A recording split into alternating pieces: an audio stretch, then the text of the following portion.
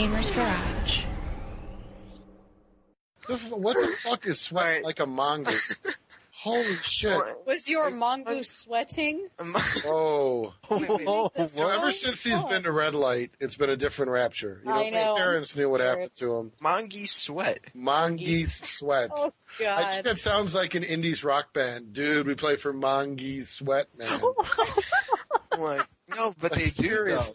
They have sweat glands. What do you think they do? They go out and catch snakes and shit, and then when they come home, they sit on the porch like, yo, I'm sweating like a mongoose. All right, way to go there, Ricky Tintin. You just keep talking. Way to go. They Can't wait to hear more from you there. That's a good story. What's a good story? You know, what you just said, the Ricky Tin, you know. Didn't that have a dog in it? That's Rin Tintin. That's Rin Tintin, you fucking arthard. I'm done, dude. I'm done. Can't stop the train, baby. Woo!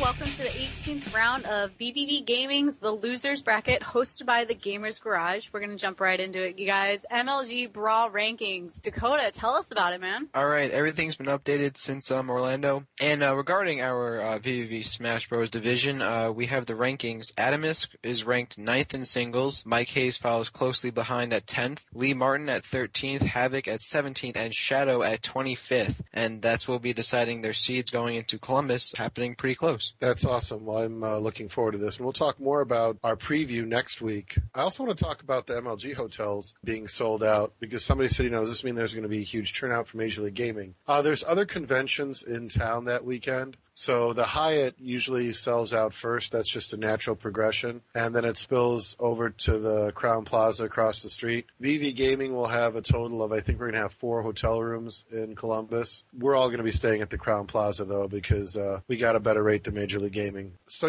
speaking of hotel rooms, Kelly, I heard you were out of your hotel room for a while. Yes, I was. But while I was out, actually, I just got a new phone, and I'm really stoked about it. Now I could go on the internet wherever the hell I was. And guess what I did every single fucking hour? I voted for Jake, motherfucking thirsty, 321 for WCG Ultimate Gamer, and so did the entire VVV community, and I'm extremely proud of all of them in taking the time to, just go on WCGUltimateGamer.com and vote for, our man Jake. The finals, it's done, it's over with, and Jake comes out with the win with 54% of the votes, and the 2 other ladies at 23 and 23, so it was great. The beginning of the voting system, we had Dana, aka Jade, up there in the 49 percentiles, and BBB Gaming just decided to team up together and help out a fellow organization called 321. Lo and behold, results right there, guys. Yeah, I thought that was it was a tough decision. I thought that they were all qualified in certain ways, but looking at the videos, I felt Jake would have the most competition. And, it's really funny. Somebody came up to me and said, hey, why don't you pick? And they mentioned one of the other contestants and said, because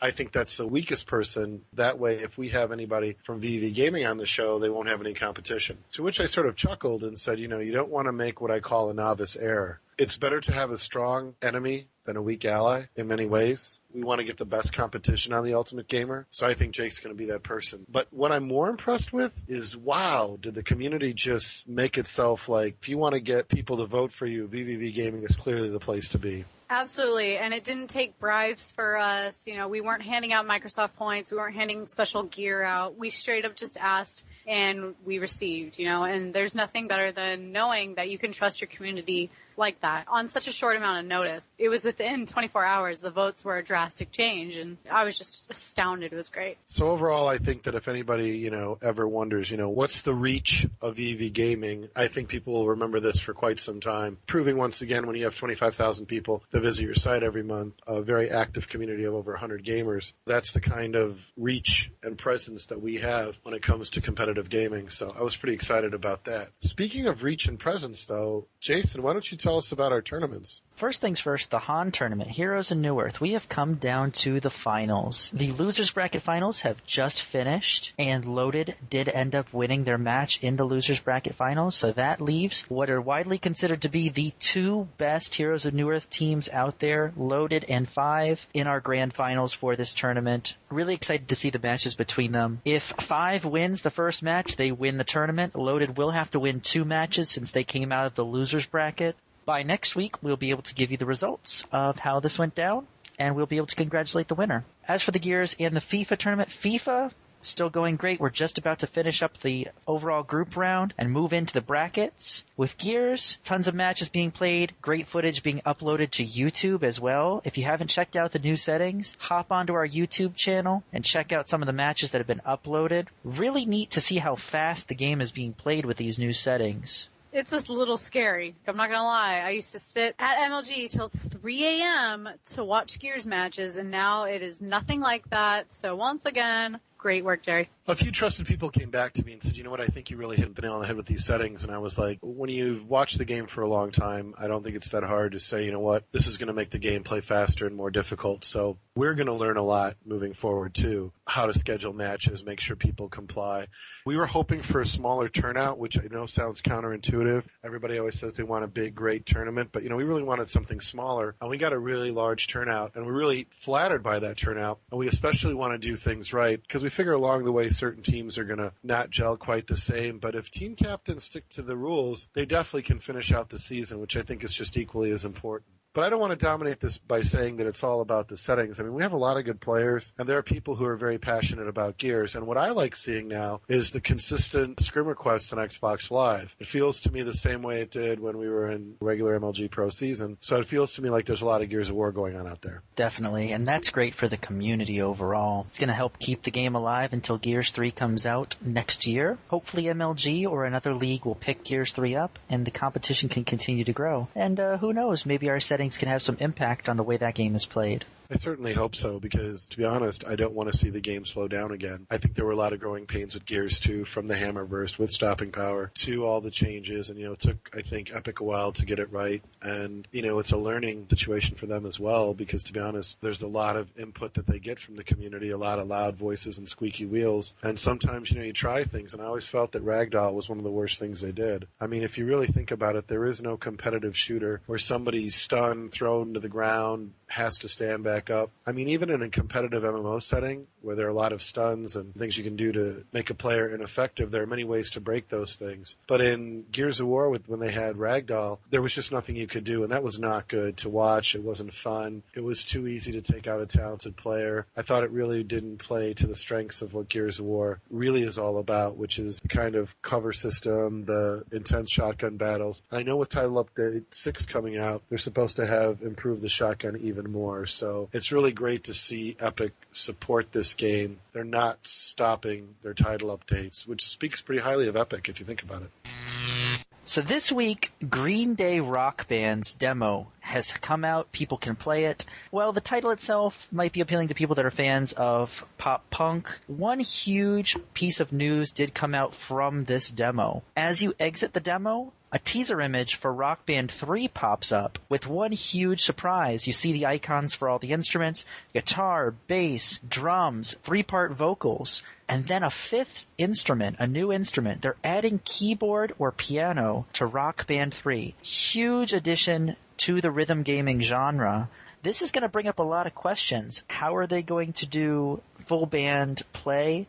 Is there a way that they're going to be able to have the Xbox support 5 different people playing on instruments at once? They did have a way with Beatles and Green Day, and I know they're adding it to Rock Band 3 as well, to do 3-part vocal harmonies, so that added 6 players. Is there going to be a way to add a 7th to have people play keyboard as well? Well, I'm really excited about the keyboard issue because I've been waiting for a whole new instrument, and DJ Hero was a little skeptical with it. Like, I don't know. It was just very cheap. The instrument itself was, I swear to God, made by little Chinamen that took 4 cents to make. I wasn't thrilled, but the game is fun. The music's fun. So now I'm looking forward to new music as well as a whole new instrument, but I'm really hoping that it's not cheap plastic and will break, and I'll have to spend another $50 on a whole new one. Yeah, it's really interesting that you bring up the instrument, too, because there's a lot of rumor on what it's going to look like. I've heard people saying, well, is it going to be a full-size keyboard? Or are you going to be able to use any sort of keyboard that has USB that you can just plug into the Xbox via USB? Some people have even speculated maybe it's a keytar.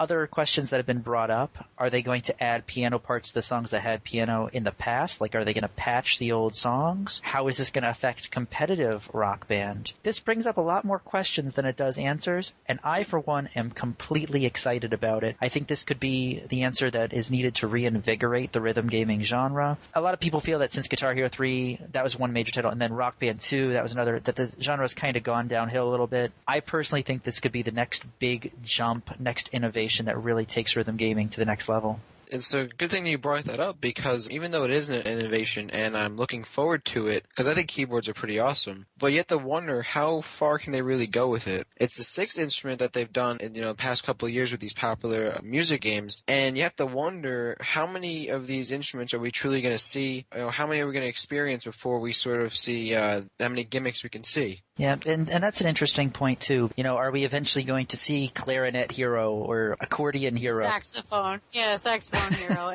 But the thing is, if you guys are upkeep on some of the new music and all, there are actually saxophonists into hip-hop music and into alternative rock. So, I've listened to a few new bands, and honestly, I was sitting there listening, and I was like, I could totally play this in Guitar Hero or Rock Band. It was just great. Also, how would they incorporate a sax or, like you said, clarinet into Rock Band or Guitar Hero? It'd be kind of fun, but kind of silly. If they do bring in the keyboard, I wonder if that means they're going to go further back in time. The keyboard seems to me almost like something almost synonymous with 80s music, and I wonder if that down the road is going to allow them to do some rock bands that are themed with 80s music. I've got one song in particular in my mind. It's got to happen. We have the 3-part vocals now. We've got the piano.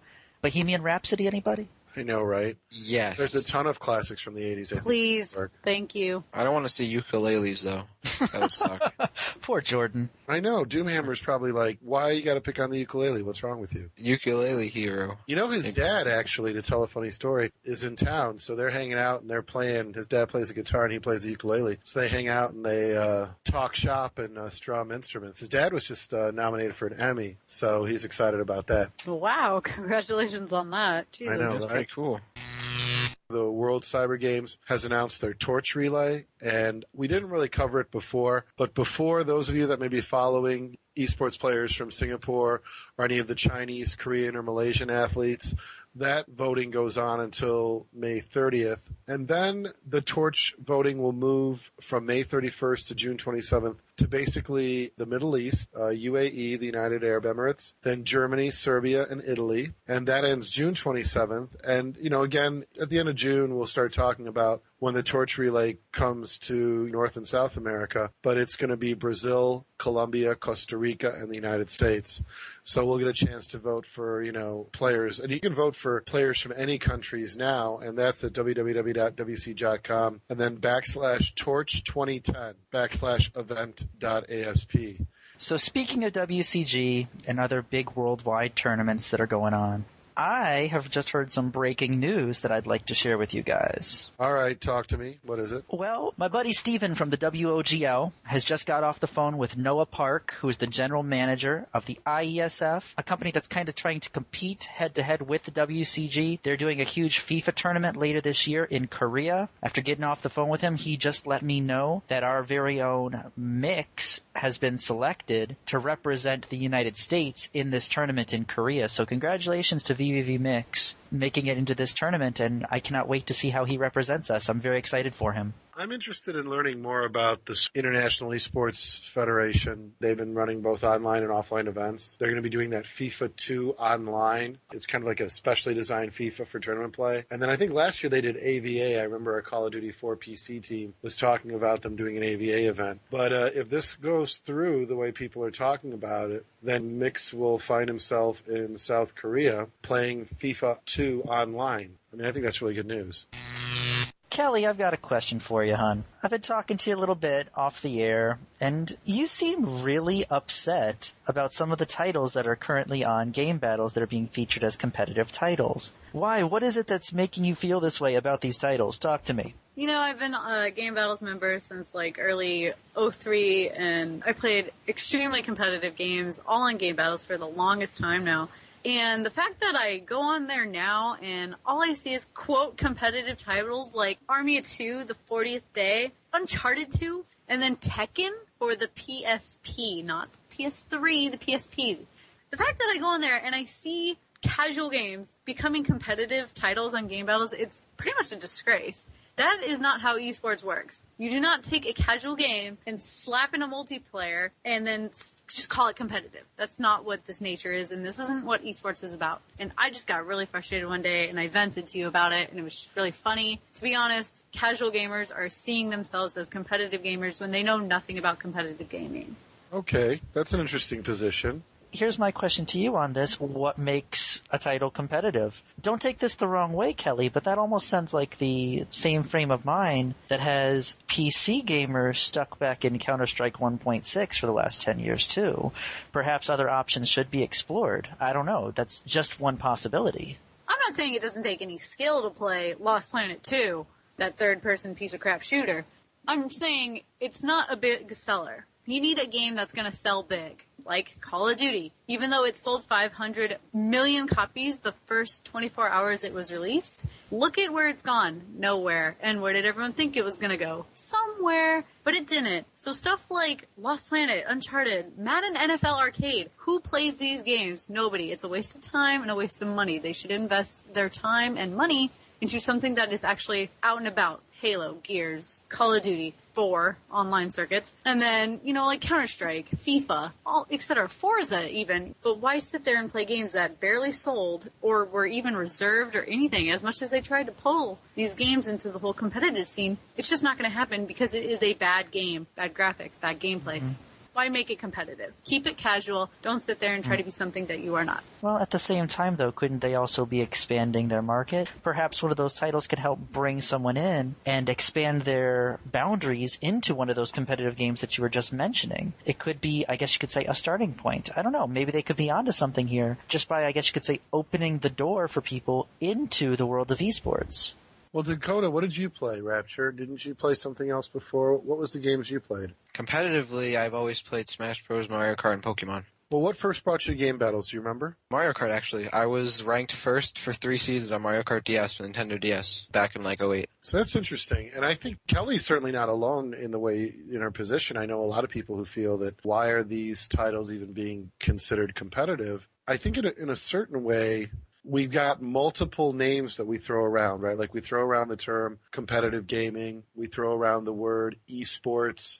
I guess it has been just a lot of sort of, to be honest, fluff. I don't think anyone's actually defined eSports in North America. Anyone's defined what is competitive gaming. You know, and if you look at the history of things that have sprung up and what's happened, this is where I think a lot of the problems come in, is that a lot of people have their own definition of esports, or they have their own definition of what is competitive gaming. And then, of course, we have others who question what is the role of gaming altogether. That's really what all of this jockeying that goes on is really all about. You know, 1.6 is great, but you know, I see that as something that's on its way out, not something that's necessarily going to resonate with North Americans. And I pick on the old guard because it's comical to me in a certain way that that's where they are. And then, you know, people that say things like, you know, well, PC gaming is greater than console gaming, or all that stuff is just fluff. Nobody cares. I do think we kind of have to ask ourselves the question, will video game playing ever be seen as a sport? You know, and I think part of what the argument is that we got to have the right games to legitimize it. But I don't know. I mean, are there the right games? Is that really what it's going to look like? That's a very interesting question. Perhaps in the future,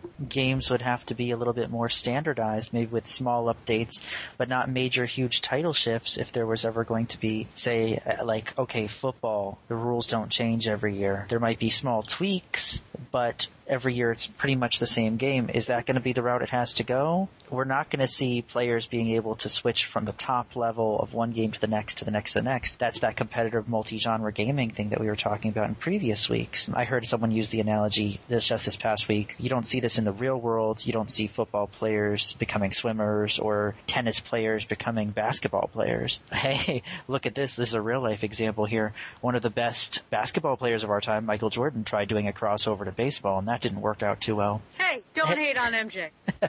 But I digress. The point of this is, perhaps if we had a standardized gaming formula for a league to be based around, I guess you could say similar to what MLG is doing with Halo, then perhaps different genres could flourish.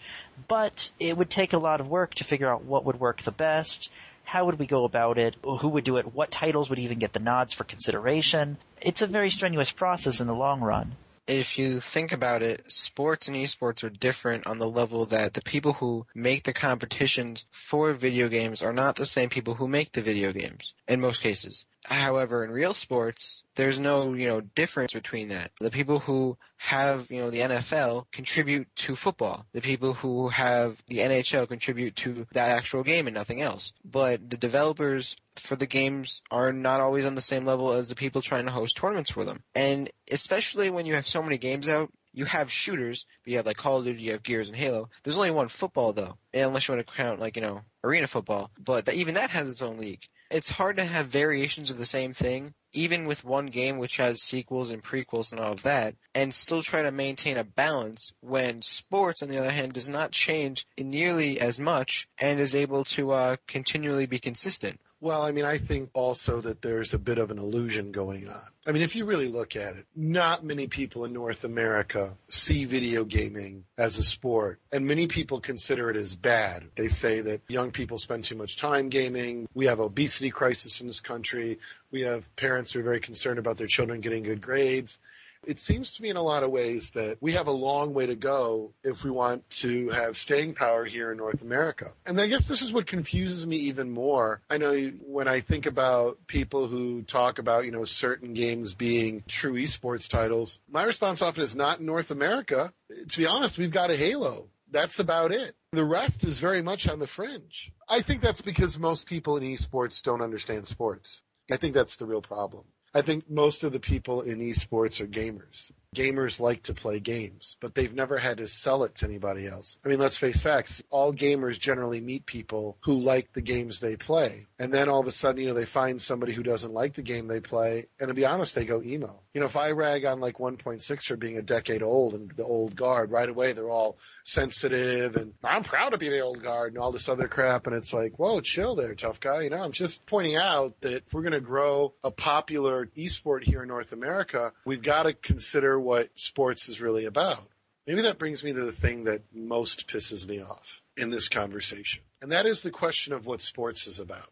This goes out to everybody out there who throws the word esports around and competitive gaming without thinking about it. Because I want you all to know something. I want to tell you what sports is really about. I was pretty athletic, both in high school and in the U.S. Navy. I was the guy who kind of bullied nerds. To this day, I still pick on nerds. I'm 6'3", and, I've got no problem picking on kids. But there is something really important about gaming. And there is something really important about sports. Gaming is something that we do to learn, to try to be better. And sports can have, one or two definitions of this physical activity. Gaming is often associated with fun. Sports is often associated with winning and losing. But then there's something else. There's the business of sports and its role in culture and how it all works. I'm going to give you my humble opinion, but I don't think my humble opinion is just mine. I think what it really is what most gamers don't get about sports. And I think it's the primary philosophical problem with the idea of esports. The most important thing about fucking gaming is that we are competitive. And that is what sports is. And that is good. But the second part that makes sports, I don't see in competitive gaming. Let me try to explain this. Let's say I've got some 43-year-old loser from Arizona. He's basically divorced, has no kids, doesn't have much of a life. He's fucking lonely and probably going to die alone. And he's a miserable human being. Well, let me tell you what can happen for this loser. Come Sunday morning, his fucking favorite football team is going to play on that day. And when that favorite football team plays, he starts to feel a little bit better about life. And he starts getting all excited about watching the game on Sunday. And when he sits his miserable ass down to watch that game and his team wins, he feels better about his life. He feels like he has bragging rights. See, the one thing about sports that's really important is people can connect to it. They can be a part of it. They can feel like when their team wins, they are a better person. So at the end of the day, sports is about fans. But in gaming, no one's working on creating that. So if anybody ever wonders why in North America does no one give a shit about fucking gaming, it's because nobody in gaming gives a shit about fucking creating fans. That's the fucking problem. I listen to other people in the business talk about what they're doing, and everybody's so fucking concerned about protecting their own brand identity. It's so fucking complicated to work with anybody in this business because nobody gets what I have said from the beginning. It's about the fucking fans. So yeah, when somebody says to me, oh, Lord Jareth, you don't really have a true eSports organization. You're much more community-based. How fucking stupid are you? Like, seriously. You're a fucking idiot. If you think that way, you're a moron. Because that community is what got Jake fucking into the World Cyber Games. That community is where fans get a chance to relate to someone and root for them. That's what that's about. Outside of the World Cyber Games, which is doing one thing good, and that's allowing national identity to play a part in who you root for in esports, because you can say, oh my God, that's an American, I'm going to root for it. But of course, because esports is so diverse and fragmented, many Americans play on foreign organizations, and some American organizations have foreign players. For example, we have a player from Brazil. The point at the end of the day is, who is working on the fans? Who is working on building the bridge between the players, the game, and fans? That's the question that bothers me. Because I don't need somebody from fucking EG or Complexity to know who the fuck we are. I could care less. They already know who we are. I need somebody out there who doesn't know anything about competitive gaming to learn about it. And when you sit behind your fucking desk and thumb your nose at everything that isn't what you believe to be esports, no one cares. No one's going to want to get involved. No one's going to want to play. And that's the problem. We're not going to have sports in North America of the E variety until somebody works together with other people to what? Oh, yeah, that's right. Create fans. Fans are created. It's part of the business. You have to give that 43-year-old loser in Arizona a reason to feel good. You have to make that kid whose parents are divorced and he feels like shit have something to cheer for, something to be hopeful for. But that's not what's happening in esports. And until it does, I don't see it having a place in North America. I just think we have to create fans, you know? I completely agree. Look at the XFL. That was a product that came out and they just said, hey, we're going to be a direct competitor to the NFL. They couldn't make fans and they folded within the first year. I know it's a really off-the-wall example, but it's kind of similar with esports. If we can't grow a community, can't grow a fan base, then is there really a future? You're right. I mean, look, and it doesn't matter. So many different sports allow so many people a chance to root for things. You know, I just used the example of some 43-year-old loser in Arizona. This happens all across North America, that ordinary people, losers and successful people, feel better because they can connect to a sports team. You know, and I don't see anybody really working on creating esports fans. I mean, unless I'm missing something, I don't see anybody really trying to bridge that gap. All I see is people's egos. I see people with the attitude that, well, I know what real esports is, or I have an authentic esports mentality. You know, no one's going to care about that. If you want this to grow, you got to get off your pedestal and meet other people. Certainly, like debates about PC versus console, it's not like it would be so hard for somebody to just come out and say, look, you don't see baseball and football fighting as to which the better sport. They're all doing their thing. They're playing their game. And in some ways, you know, we want to see all different kinds of games and platforms do well within reason. I mean, I think some things probably aren't going to necessarily make it to the competitive level. Like, you know, I never saw Uno being a competitive title. But I mean, on the other hand, I think that we definitely have to work together with leagues and organizations to grow a fan base. It's severely needed, and that's the most depressing part, is because it's such an easy thing to do. It's so easy to follow your favorite team, to buy apparel, to do the same stuff that you would do in baseball, football, basketball, hockey, get pumped about a match or a clutch moment. It's just not that hard, and I don't understand why more people aren't involved in competitive gaming and fan bases, and we'll get there. Jerry, we will get there, and I think VVV Gaming will completely help the situation. Well, I mean, let's share this with everybody. I mean, Kelly and I are both Blackhawk. Yes, everyone. Right? We're from Chicago. So I've been following hockey my whole life. To share this example, I don't run around and care if somebody likes baseball, which I don't like. I wouldn't go on some baseball forum and say baseball sucks. Nobody would do that, and that's so important. I'll tell you something I root for in esports. Let me give you an example. One of my favorite teams in esports is our Counter-Strike Source team. And I'm going to be honest with you all. I think they're awesome. If you really look at the story of what that team has done and how they've played, it is literally the sort of story I think that will make everybody want to be involved in esports. Because, a lot of people say to us, well, you're not one of the best esports organizations because you take teams that aren't that good. And if you look at our Source team right now, everywhere they go, they're dominating. And I mean this. And I think they're great. Bandit, Talento, Tasco, Jerbear, all of them. I think they're great, great people. Inimitable in many ways. If you look at their record right now, I think they're 6-2 in CEVO in second place. They're 11-0 in ESEA. And they're doing great things. And they're just a great group. And they're getting ready to go out to LAN in July from Virginia, and SteelSeries is going to be providing them with hardware packages, and a lot of things have gone right.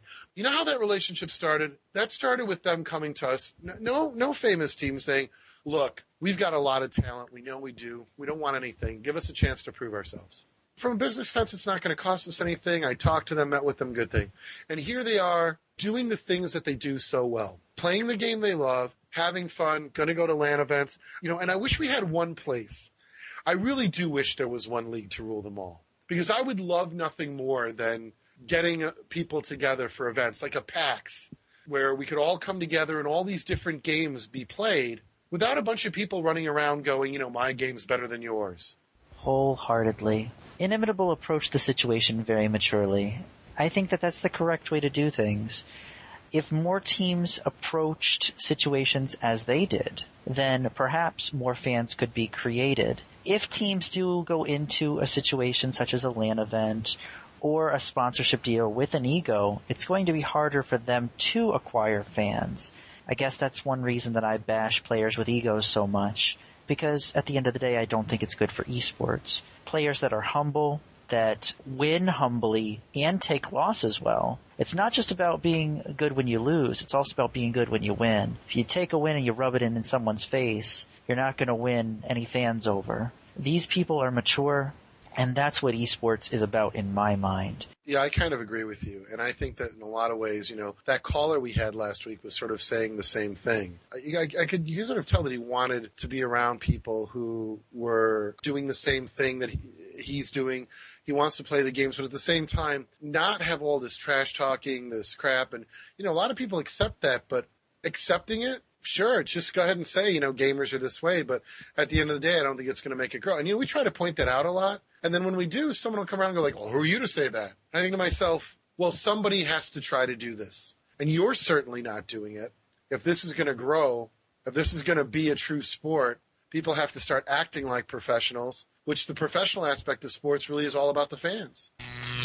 This is the end of the show, unfortunately, so we're going to get to it. As always, you got that $5 discount for Devastation as being a part of VVV. Normally it's $35 to $45, so with this discount code, you will save $5 off at registration. The registration code is VVVGaming2010. That is VVVGaming2010. And if you use this code, VVV is going to get a list from Rob, and we will hold a raffle for a VVV swag bag. As always, the Gamers Garage, always hosting the show. Great job with that. And also a thanks to VVV sponsors, which is SteelSeries, Control Freak, MusicSins.com, and Custom Ink. And, of course, thanks to VVV community for their feedback and support. Stop over at thegamersgarage.com where you can find out all the other ways to find the other podcasts, Facebook, MySpace, and Twitter. And you can also leave us feedback by calling our voicemail at 206-350-7352 or our email at mailbag@thegamersgarage.com. I want to give another shout out to Inimitable, Congratulations on your record in ESCA and SEVO. I also want to give a shout out to the VV community for getting Jake into the WCG. And I also want to give a shout out to anybody out there who is currently working to create esports fans. If you're doing it, come hit up our organization, because the one thing we need in esports is people who understand how to build communities and create fans. And on that note, we're out of here. Take care, guys.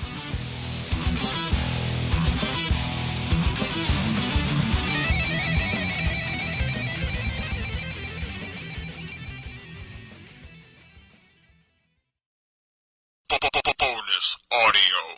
Whatever happened to you people, by the way?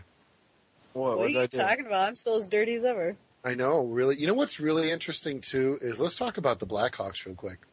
Oh, my God. No, they're not going to win it. Just stop talking. You're not good. They're not going to win it. They're not going to win it, all right? I gave up hope for the Devils every year because they always choke in the playoffs. But I would say right now, the Blackhawks... Oh, my God. Okay, this coming from the kid that was like, oh, the fucking San Jose Sharks are going to take them in 4. What the fuck happened? We took them in 4. Get out of our it house. was the Sharks, though. I was putting a 50-50 on that. That's not... We have anti-motherfucking Nimi. They don't have Brodeur on their team, though. Doesn't matter. We have fucking Sharks. He's the best one in the league. And he's on the... Bufflin, you're fucking dumb, lad. When the Stanley Cup Finals is going to come, and the Blackhawks aren't going to be there. They're going to be sitting at home in Arizona, waiting for their team to come on, and then they're not going to see him there. And Jerry, can you just shit all over this fucking little kid? But the Blackhawks aren't going to win. Oh God, you're dumb, dude. Okay, first of all, I don't even know where to begin.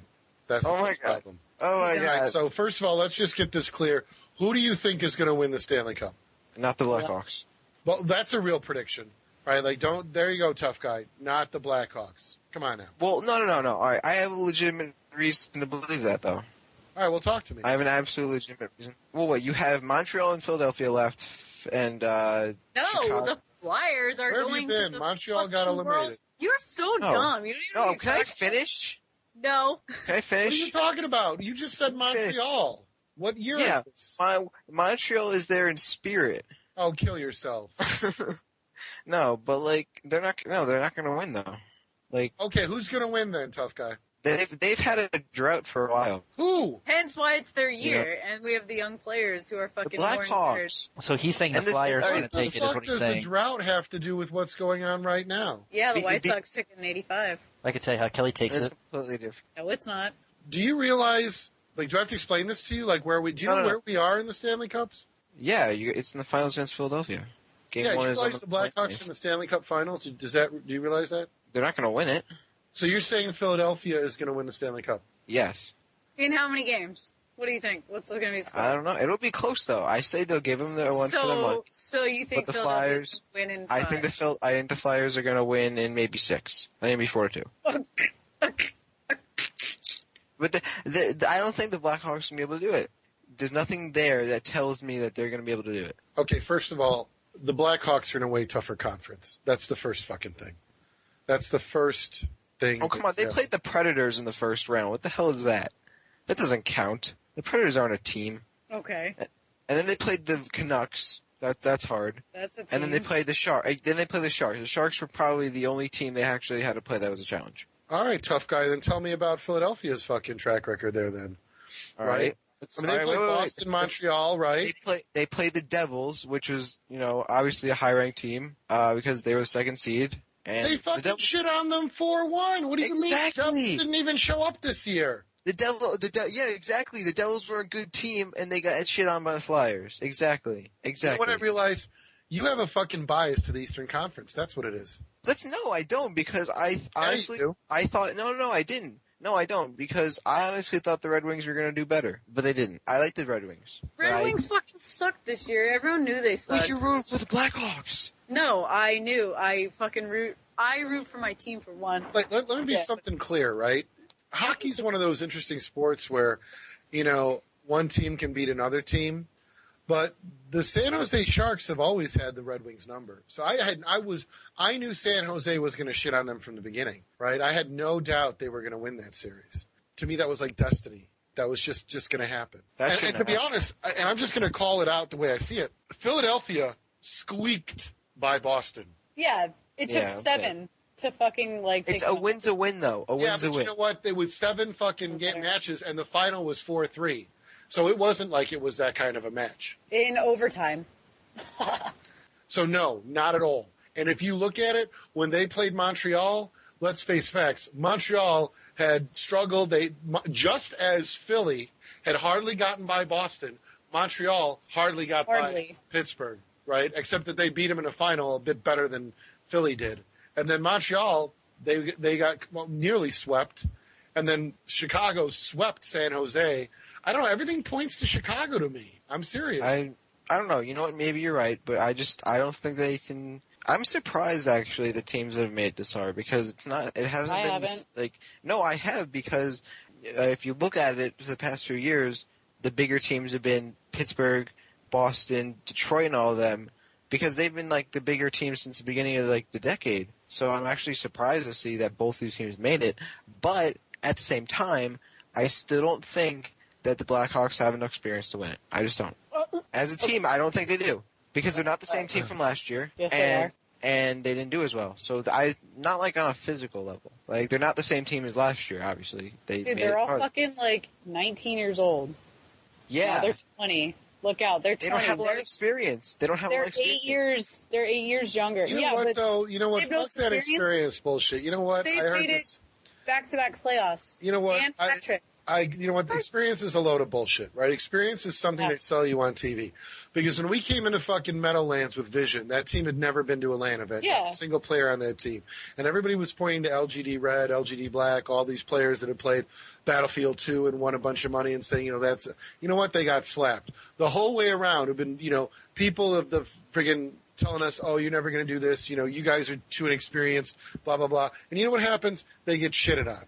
That's what happens. Just like the Hawks are going to shit on Philadelphia. It's going to be a shit fest. There's going to be Bird, Blackhawk shit everywhere, right? And no matter how hard the Flyers try to fly, they're going to get shit on. Shit. It's